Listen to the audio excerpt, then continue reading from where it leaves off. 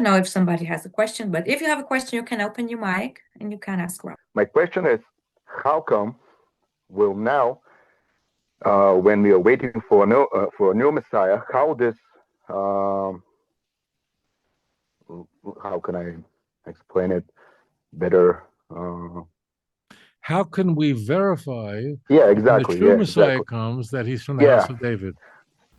So we'll finish with this question.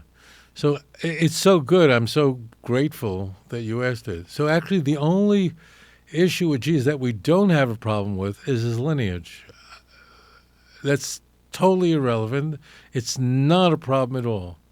I have no idea whether Jesus actually was from the house of David or not. I mean, I have no clue who his real father was. I have no idea, right? That's actually the problem we don't have. Now, what I think you're misreading is the following. This is what you're misreading. When the church claims in Matthew and Luke that Jesus was supernaturally conceived to a virgin, so now you're claiming he doesn't have a human Jewish father from the house of David.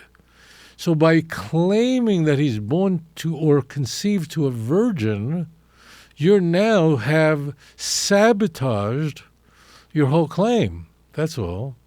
And it's interesting, and that's what happens when people lie.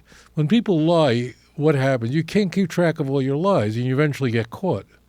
So again, when the Messiah comes and brings about the building of the temple and worldwide peace and the worldwide knowledge of God and the eating of the eggs, no one's going to say, hold on for a moment. Could we see your documents? We need to see your biometric or government-issued passport, photo ID showing your genealogy. Well, that's insane. We wouldn't ask that. What would it say? Let's say he gave us a list. How do I know it's true? That's not a sign that he is the Messiah. It is only that the Messiah will come from the house of David.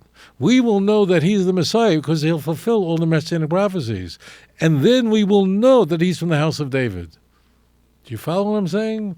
So oh, good, sweetheart. So we don't have a problem. I mean, we don't. If Christianity would claim that Jesus was born to Mary and Joseph, let's say they would forget the virgin birth. Let's say they would just say Mary married a man named Joseph and had a son named Jesus. No one would say a word. That would not be an issue.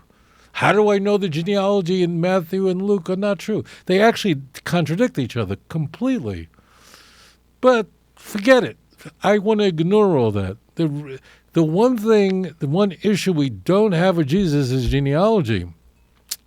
The problem that we have is the claim that he's born of a virgin. Because if you say he's born of a virgin, which is complete nonsense, and it's borrowed from the other pagan religions, so then you've sabotaged the claim. When the true Messiah comes, I believe it's very soon. We may be a week away, maybe a few days away. It could be a month. It could be a year. God forbid it should be so long. Whatever it'll be, it'll be. I believe we're very close. When the true Messiah comes and all the prophecies unfold, no one's going to say, wait, where's your papers? That's silly. You don't have to verify. Will it be known? I know many people from the house of David. I know many people like that.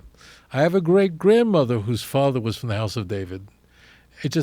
We know that. I know people who are what tribe they're from, and they know from the house of David. That's not how you prove someone's Messiah. Messiah is going to be that he'll do all these things.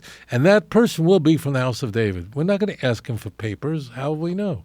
That's all silly. But it's a great question because it brings out this very important point. To all of you, shalom. Thank you so much for joining me.